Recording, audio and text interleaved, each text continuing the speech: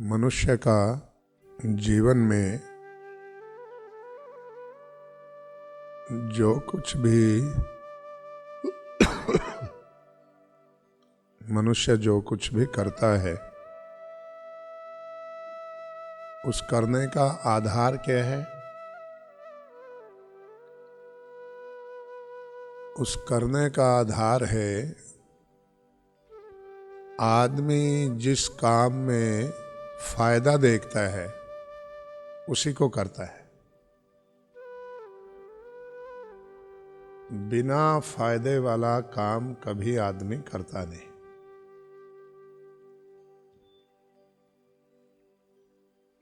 एक आदमी की जेब से 100 रुपए निकाल लिए किसी ने, तो वो 100 रुपए चोरी होने की पुलिस में रिपोर्ट दर्ज कराता है।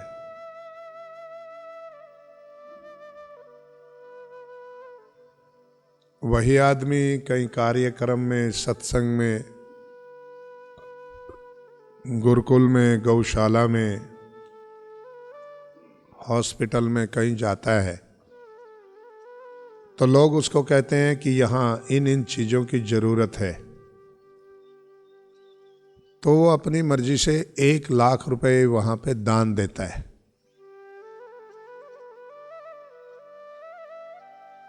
₹100 चोरी होने का उसे दुख है और 1 लाख रुपए दान देने का उसे सुख है।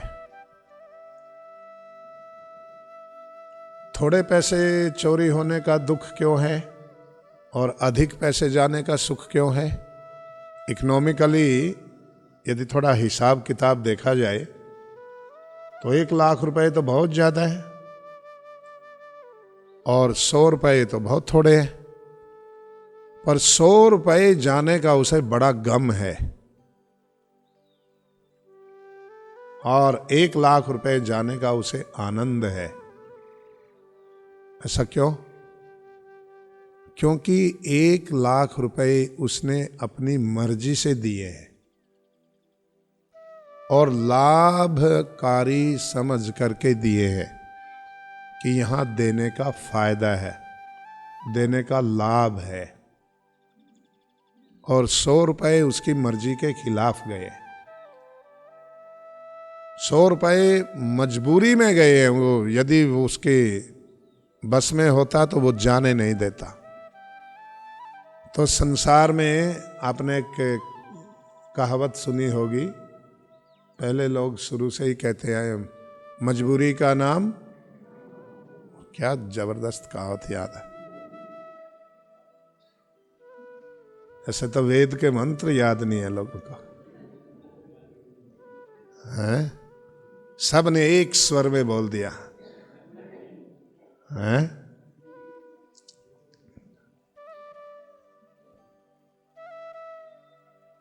जो भी काम मजबूरी है समझो वही मजदूरी है।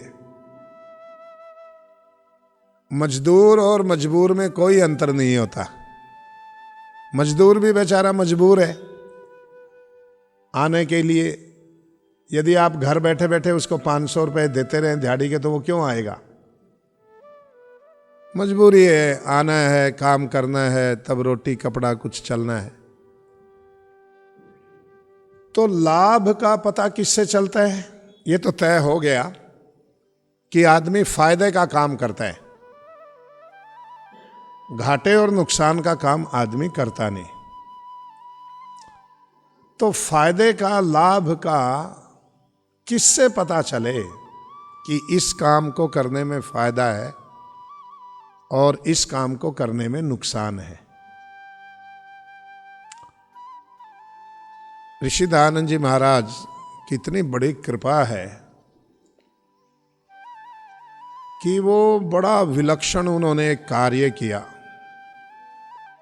वो विलक्षण कार्य ये किया कि हर एक व्यक्ति की पहुंच ज्ञान के सागर चतुर्वेदों तक बना दी। उससे पहले कभी ये कार्य नहीं हुआ। मैं बता देता हूं आपको।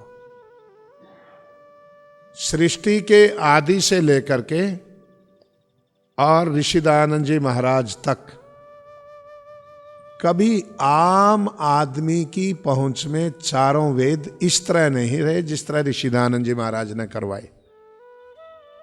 पहले ऋषि लोग क्या करते थे, शाखाओं में उपदेश को विभक्त कर देते थे और शाखाओं के माध्यम से वेद का उपदेश जाता था। पर ऋषि दयानंद जी महाराज ने सीधा आर्य भाषा में उनका अनुवाद किया, भाष्य किया और आम लोगों की पहुंच तक सीधा पहुंचा दिया। तो वेद के 4 अर्थ है। एक शब्द के 4 अर्थ। विद जाने, ज्ञान एक अर्थ है। विद सत्तायाम, किसकी सत्ता संसार में कायम है, ये एक अर्थ है।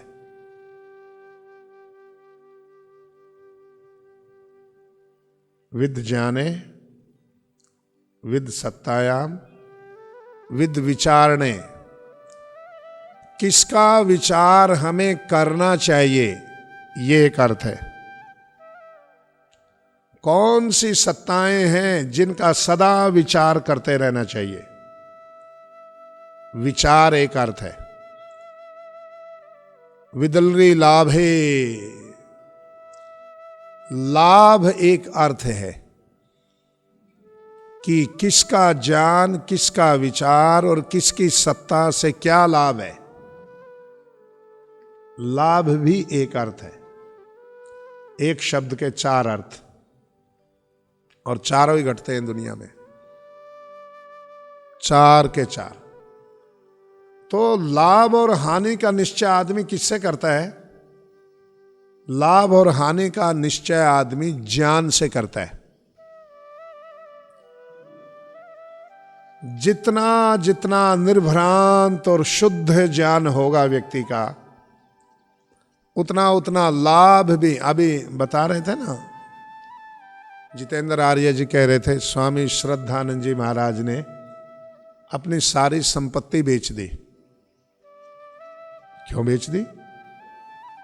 उनके तो बच्चे थे। संतान विहीन लोगों ने संपत्ति दान दी, ये इसके तो हजारों उदाहरण हैं। अपनी सारी संपत्ति दे दी। संतान विहीन थे जो, जिनके यहां संतान नहीं थी।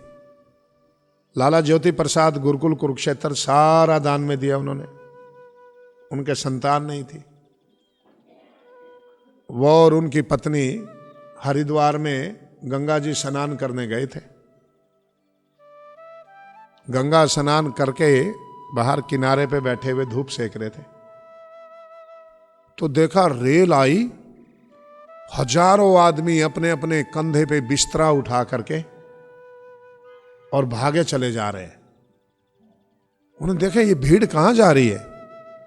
किसी से पूछा, बोला यहां गुरुकुल कांगड़ी का वार्षिक उत्सव है। बोला वो क्या होता है? बोला उसमें विद्वानों के प्रवचन होंगे, बड़े बड़े तपस्वी और विद्वान लोग आएंगे, उनके भाषण होंगे। तो सिठानी बोली कि हो सकता है हमारा भाग्य खुल जाए, कोई साधु सन्यासी मिल जाए, चलो चलते हैं। तो पीछे पीछे वो उनके चले। कई दिन गुरुकुल कांगड़ी का जलसा चलता रहा। विद्वान तपस्वी सन्यासियों के प्रवचन होते रहे। पूर्णाहुति होगी, उत्सव समाप्त हो गया, लोग चले गए। लाला ज्योति प्रसाद और उनकी पत्नी नहीं गए, वहीं रह गए। जब स्वामी श्रद्धानंद जी महाराज कार्यों से थोड़ा फ्री हुए और उन्होंने उनसे कहा, महाराज ऐसा एक गुरुकुल आप कुरुक्षेत्र में भी खोल दो। बोले लाला जी कुरुक्षेत्र खोलने के लिए जमीन चाहिए। बोला कितनी जमीन चाहिए? बोला कम से कम 100 बीघा जमीन तो चाहिए। बोला बस? हाँ, मैं तो मेरी सारी जमीन दूंगा, शायद 300-400 बीघा जमीन है। बोला सारी जमीन दूंगा। बोला वो पीछा छुड़वाना चाहे? बोले रे जमीन जमीन से गुरुकुल नहीं खुलता, पैसे भी चाहिए। उस समय तो चांदी के रुपए होते थे, कागज का रुपया तो था ही नहीं। बोला पैसे भी देंगे। 10,000 रुपए दिए और बोला गुरुकुल खोलो। गुरुकुल खोल दिया, क्योंकि संतान विहीन थे। गुरुकुल ज्वालापुर की जो जमीन दान दिए, वो भी एक संतान विहीन व्यक्ति थे, दरोगा थे, बड़ा नालायक दरोगा था। पर वो जब सत्वगुण जागा तो कोठी, पैसे, जमीन सारी स्वामी दर्शनानंद जी महाराज को दान दे दिया। पर स्वामी श्रद्धानंद जी महाराज को तो 3 संतान थी, 2 बेटे और 1 बेटी। बेटी वेद कुमारी और बेटे हरिश्चंद्र और इंद्र। 2 बेटों के और 1 बेटी के होते हुए अपनी कुछ सारी संपत्ति दान में दे दे, ये कैसे संभव है? क्या सोचा होगा? घाटे का तो सौदा इतना बड़ा आदमी कर नहीं सकता। तो बच्चों को घर से बेघर करने में क्या लाभ देखा उन्होंने? अंत में कोठी बची थी और अपने बेटे हरिश्चंद्र और इंद्र को बुलाया। मेरे पिता में इंद्र विद्या वाचस्पति ने लिखा है। बोला हम तो छोटे छोटे बालक थे, हमने कहा कि क्यों बुलाया है। जब गए तो उन्होंने एक चिट्ठी सामने कर दी। बोले इसे पढ़ लो और पढ़ के यदि सहमत हो तो हस्ताक्षर कर दो, और सहमत नहीं हो तो मत करो। बच्चों पे छोड़ दिया। तो उसमें ये लिखा था कि मेरी संपत्ति के रूप में केवल 1 कोठी बची है अभी जलंधर में, मकान। मैं उसको भी गुरुकुल कांगड़ी को दान देना चाहता हूं, पर याद रखना उसके बाद में तुम्हारे सर पे छत नाम की कोई चीज नहीं रहेगी, तुम घर से बेघर हो जाओगे। धन्य है ऐसा पिता और धन्य है ऐसे पिता की संतान। दोनों बच्चों ने उस चिट्ठी को बारी बारी पढ़ा, पढ़ करके नीचे हस्ताक्षर किए और गर्दन झुका दी, चले आए। धर्म प्रेमी सज्जनों, माता और बहनों, आप लोग बताओ, क्या वो मकान जाने के बाद में, उनका घर जाने के बाद में इंद्र विद्या वाचस्पति के पास में क्या सर छुपाने को फिर कोई जगह नहीं थी? उस समय तो नहीं थी। जब वो पढ़ लिख करके बाद में गृहस्थी बने तो राज्यसभा के सदस्य भी बने। और उनका एक बेटा था जयंत, आगे उसने विवाह नहीं करवाया, पर बेटियों ने विवाह करवाया। आज तक उनका नाम चल रहा है। ऐसा क्यों करता है आदमी? ऐसा आदमी इसलिए करता है कि उसके ज्ञान में वो कार्य, उसका सत्व गुण से ज्ञान उत्पन्न हुआ है। जब आपके जीवन में सत्व गुण आ जाएगा तो आप त्याग और वैराग्य की राह पे चल पड़ोगे, और जब आपके जीवन में तमोगुण आएगा, रजोगुण आएगा, तो आप इकट्ठा करने की राह पे चल पड़ोगे। आप ही हो, तो हर एक व्यक्ति के जीवन में आता है, हर एक व्यक्ति के जीवन में। बड़े बड़े पापी लोगों के जीवन में भी आया है। मैं बताया था ना, दरोगा, वो स्वामी दर्शनानंद जी महाराज वहां बैठे हुए कोई गाजर वगैरह खा रहे थे, तो दरोगा रिटायर हो गया और उसकी पत्नी, संतान कोई थी नहीं, जमीन में बड़ी अच्छी कोठी लगी हुई। तो स्वामी जी के पास में गए और स्वामी जी से बोले महाराज घर में चलिए भोजन करेंगे। बोला भाई आपका नाम क्या है? बोला ये नाम है, ऐसा कोई नाम था। बोला तुम वो दरोगा हो, भ्रष्ट रिश्वतखोर? बोला हाँ जी मैं वही हूं। अरे बोला तेरी हिम्मत कैसे हुई तू मेरे को अपने घर में भोजन के लिए निमंत्रण दे? तेरे घर भोजन खाने से तो अच्छा है भूखे मर जाए, तेरे घर भोजन खाने से तो अच्छा है कोई रूखी सूखी घास की पत्तों की कोई रोटियां खा ले, तेरे घर भोजन नहीं करेंगे। तो दरोगा घोड़े पे चढ़ गए, तम तमाता हुआ चला गया घर जाकर के। उसकी घरवाली ने कहा कि देखो हमारे संतान भी नहीं है, और ऐसा सच्चा साधु, ऐसा तपस्वी वैरागी साधु हम भोजन कराने के लिए गए, तो हमारे कर्म कितने खराब हैं कि हमारे घर में भोजन करने भी नहीं आ रहे हैं। तो वैराग्य उत्पन्न हो गया। दोनों पति पत्नी फिर चले वापिस। सत्वगुण जाग गया और बोले महाराज आप हमारे घर भोजन करो, कोई भी किसी भी कोई भी शर्त हो उस पे करो। तो बोले सुनो, ये जमीन कितनी है? इतनी है, ये गुरुकुल के लिए दान दो। दे दी महाराज। ये जिस कोठी में तुम रह रहे हो ये कोठी भी दो।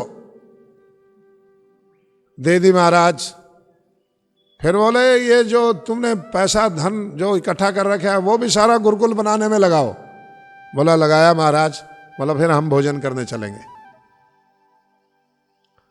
सारी उम्र लोगों को पीट पीट करके, तंग करके, उनके पाप और अत्याचार ढा ढा करके जो भोजन, जो पैसा कमाया, जमीन जायदाद जोड़ी, कोठी बनाई, घोड़े बग्घी, एक झटके में ही सब छोड़ दिया। क्योंकि उस समय वो तमोगुण और रजोगुण से लिप्त थे। उस समय उन्हें कमाने में लाभ, उस ढंग की कमाई करने में लाभ दिखाई देता था। पर जब बाद में सत्व गुण उभरा तो उस समय वो सारी करी कराई कमाई एक बाबा को दान देने में लाभ दिखाई दिया। लाभ देखता है तो आदमी कोई काम करता है। जेब कतरा जेब इसलिए काटता है कि वो जेब काटने में लाभ समझता है। शराबी शराब इसलिए पीता है कि वो शराब पीने में फायदा देखता है। बीड़ी पीने वाला बीड़ी इसलिए पीता है कि थोड़ी देर के लिए वो बीड़ी पीने में फायदा समझता है। ध्यान व्यक्ति इसलिए करता है कि वो ध्यान में फायदा देखता है। टीवी टेलीविजन व्यक्ति इसलिए चिपक करके सामने बैठता है कि वो टेलीविजन देखने में फायदा समझता है। सोता व्यक्ति इसलिए है कि सोने में फायदा देखता है। जागता है इसलिए है कि जागने में फायदा देखता है। जिस भी काम में व्यक्ति फायदा देखेगा वही काम करेगा। बिना फायदे का आदमी काम कर ही नहीं सकता। तो फायदा कौन निश्चित करता है? ज्ञान। और ज्ञान कहां से पैदा होता है? जब आपका अंतःकरण, आपके मन में सत्व का उभार आ गया हो। सतोगुण, सतोगुण आएगा तो ज्ञान पैदा होगा, ये पक्का निश्चित है।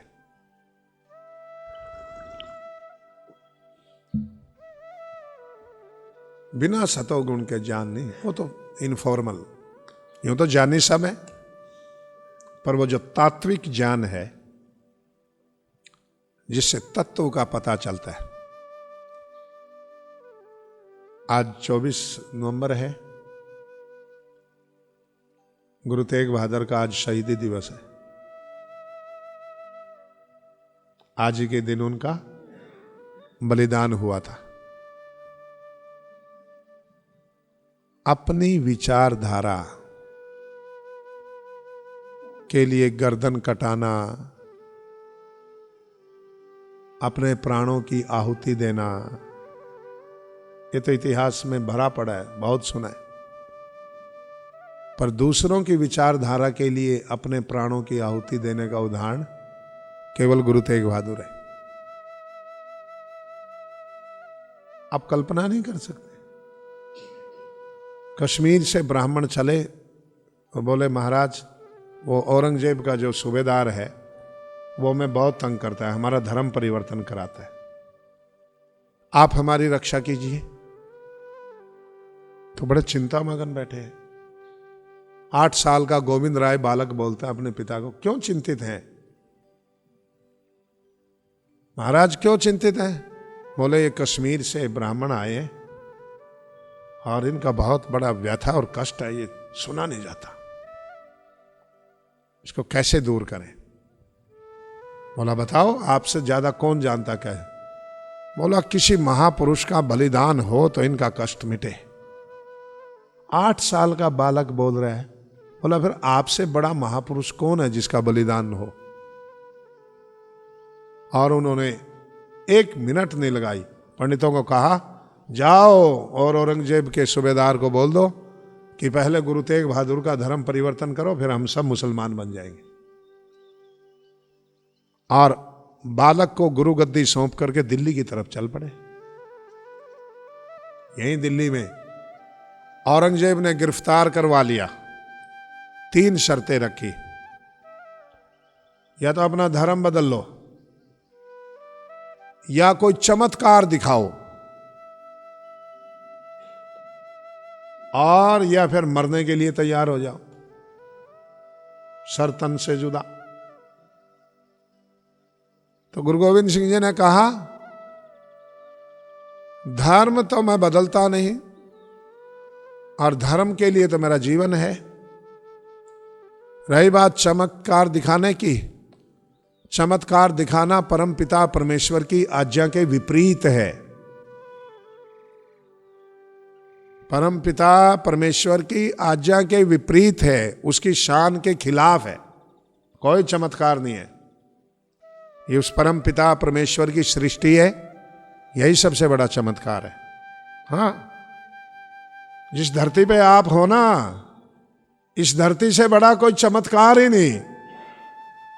सबसे बड़ा चमत्कार ये धरती है। कैसे? घूमती है और घूमती हुई दिखती नहीं।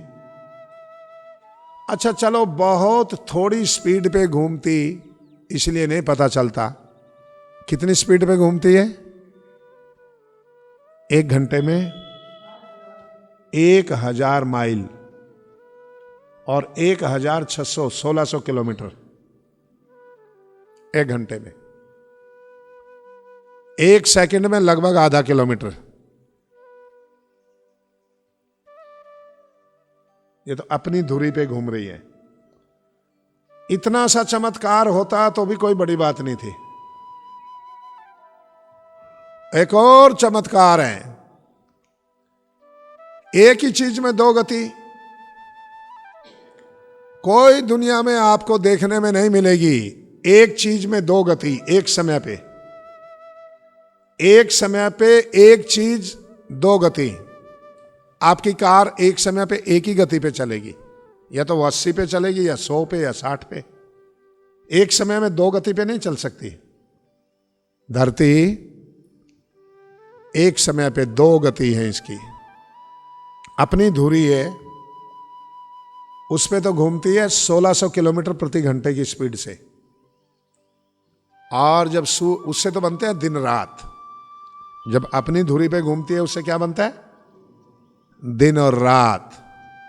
और सूर्य के चारों तरफ घूमती है लगभग 1,15,000 किलोमीटर प्रति घंटे की स्पीड से। वही धरती, एक समय में 2 स्पीड। कल्पना कर सकते हो? एक चीज एक समय पे 2 गति। क्या इससे बड़ा चमत्कार होगा? 1 सेकंड में 30 किलोमीटर सूर्य के चारों तरफ। 30 किलोमीटर यहां से कौन सी चीज पड़ती है? फरीदाबाद। तो फरीदाबाद यहां से 1 सेकंड में पहुंचे। 1 सेकंड कितना होता है? हो गया? हो गया। 1 सेकंड, जितनी देर में सेकंड बोलते हैं उतनी देर में सेकंड। तो इतनी देर में फरीदाबाद इतनी स्पीड से घूम रही है और घूमती हुई दिखती है। मेरे को एक बालक बोला, गांव में भाषण दे रहा था, बोला जी क्यों बहका रहे हो, धरती घूमती तो हम अमेरिका ही ना पहुंच जाते।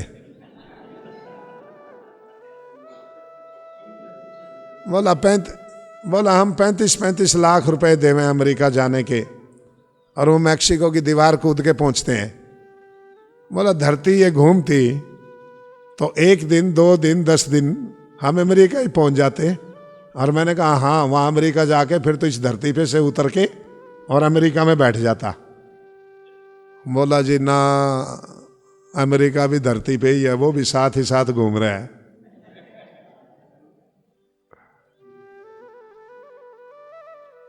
उससे बड़ा चमत्कार ये तो है ही है।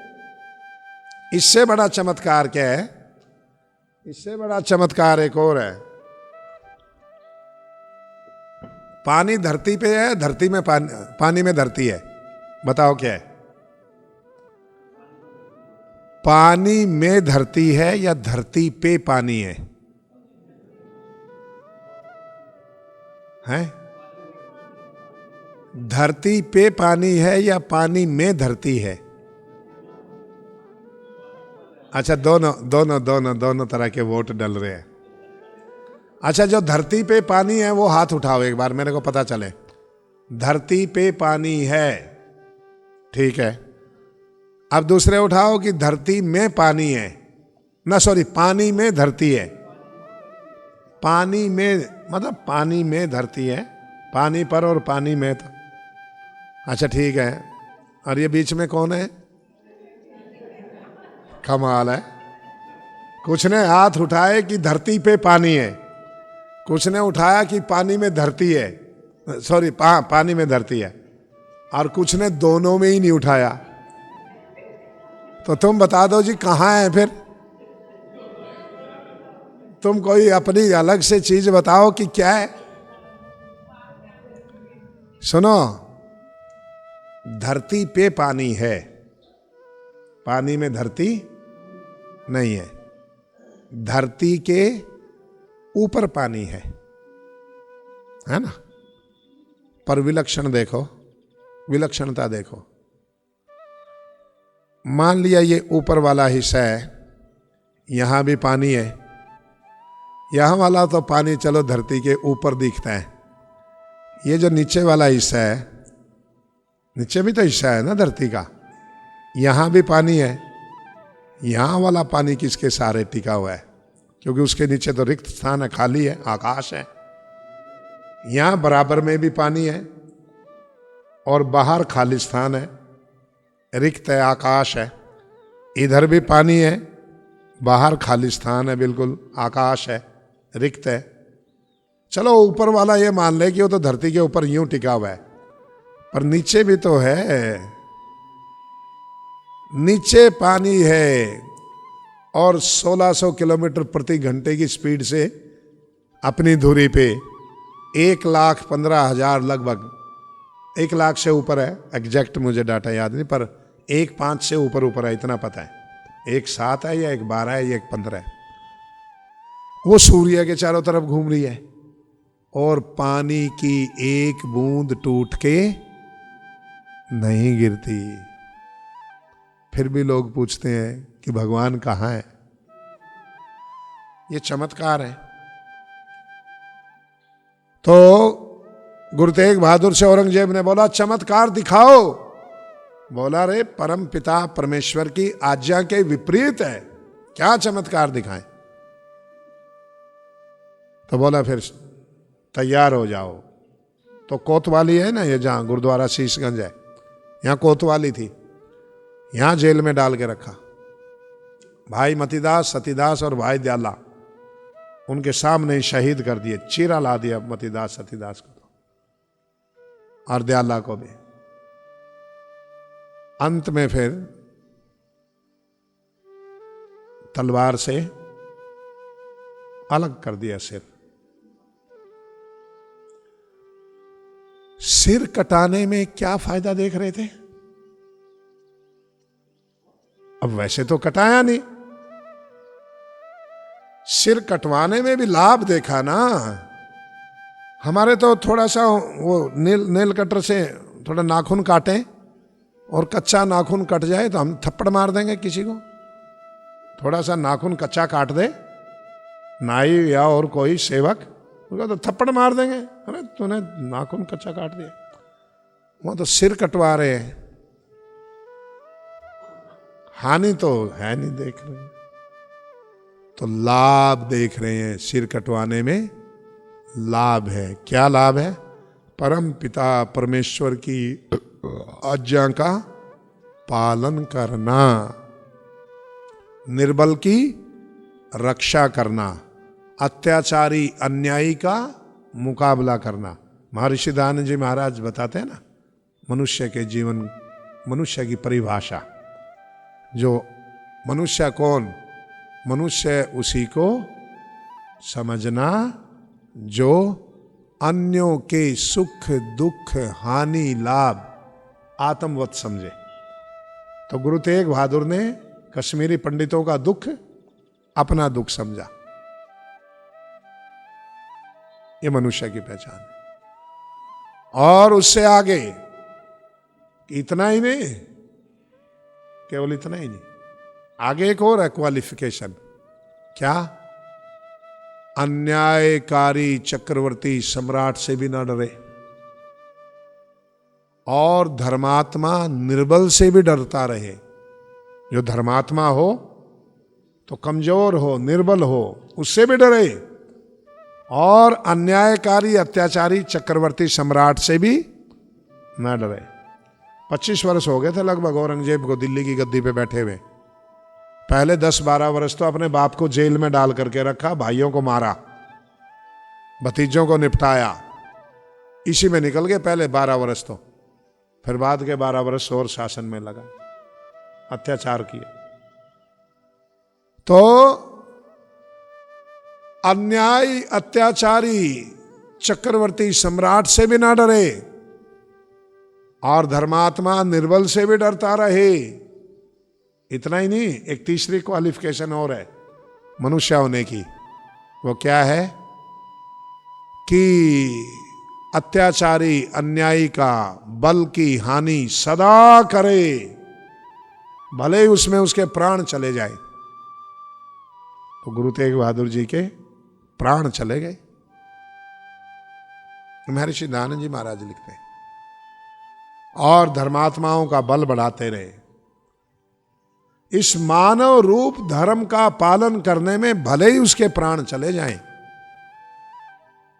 ये मानवता का ये जो धर्म है, भले ही प्राण चले जाएं पर धर्म को ना छोड़े।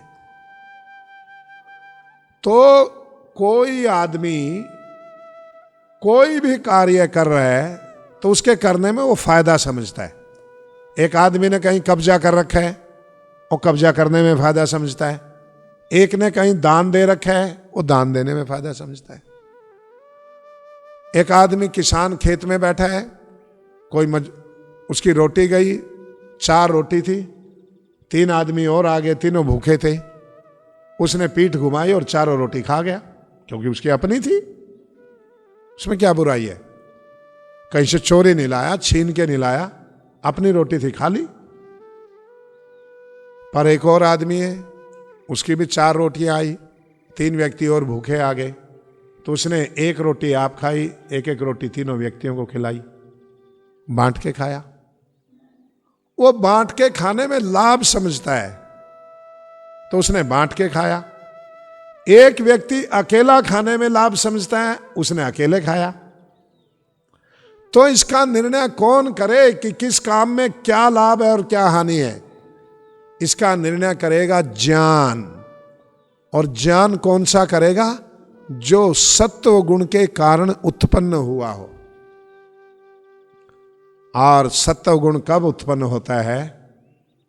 जब आप परम पिता परमेश्वर की उपासना करते हैं। जब आप परम पिता परमेश्वर की उपासना करते हैं नियमित रूप से। आप देखो, मतलब थोड़ा टाइम लगाना शुरू करो, आप देखना ऑटोमेटिक आपके कितने विकार शांत हो जाते हैं, ऑटोमेटिक अपने आप निश्चित रूप से थोड़ा थोड़ा समय लगाते रहिए, गुस्सा कम हो जाएगा, नुकसान होने पे भयभीत नहीं होने के, ब्लड प्रेशर नहीं बढ़ेगा, किसी ने नुकसान कर दिया तो उस पर ज़्यादा क्रोध नहीं आने का, लोभ लालच नहीं रहेगा।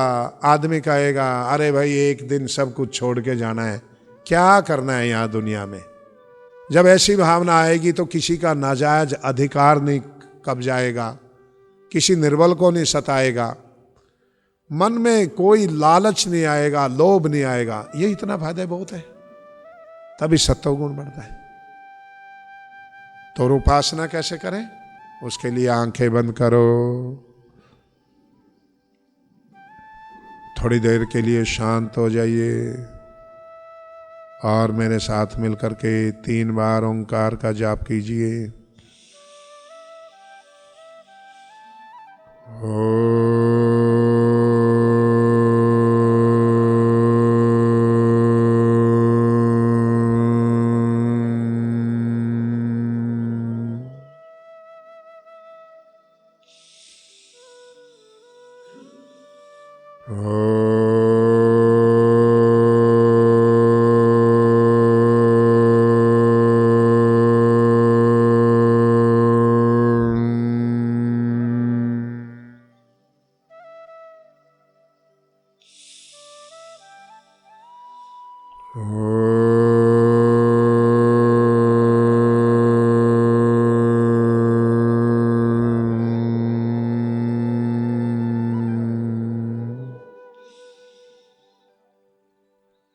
आंखें बंद रखिए और अपनी श्वास को टटोलिए। कहाँ पर है?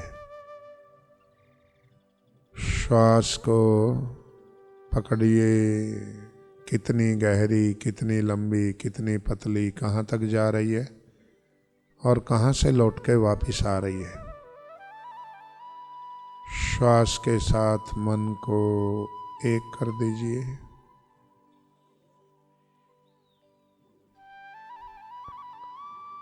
श्वास के साथ मन को जोड़ दीजिए और अब थोड़ा सा आज एक कदम और आपको आगे बढ़ाते हैं। जब श्वास आपके भीतर जाएगी तो नासिका के किसी भी भाग को टच करेगी, स्पर्श करेगी। एक सेंसेशन होगा वहाँ पे स्पर्श करने का, एक अनुभूति होगी नासिका को छूने की। वो चाहे प्रारंभिक भाग हो, चाहे बीच का हो, चाहे अंत का हो। बहुत ध्यान से सुन करके वैसा ही देखिए। फिर जब आप श्वास भीतर ले जा रहे हैं तो छू करके जाएगी नासिका को। उस छूने की जगह को आपने देखना है, उसको फील करना है, उसको ऑब्जर्व करना है। जिस जगह को नासिका छू रही है श्वास नासिका के अंदर,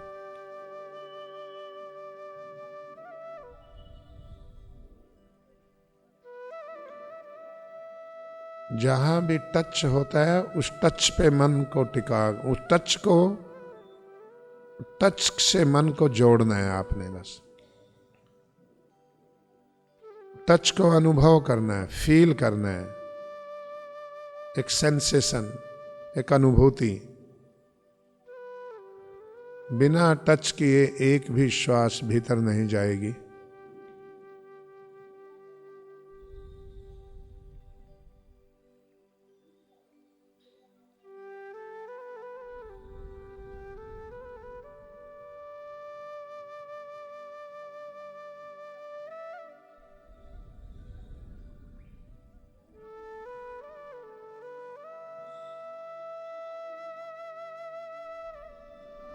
टच कीजिए, स्पर्श देखिए आप। जहां भी नासिका को छूती है, बाहर है, भीतर है, अंत में है, हल्का है, भारी है, कैसा भी है आप देखिए एक बार।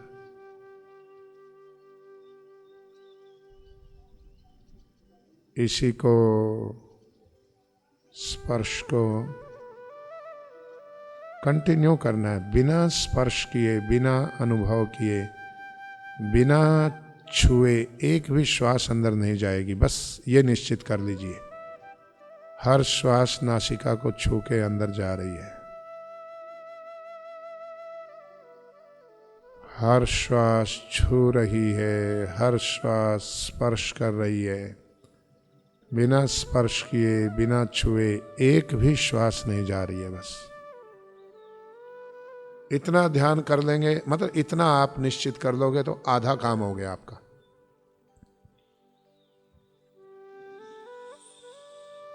हो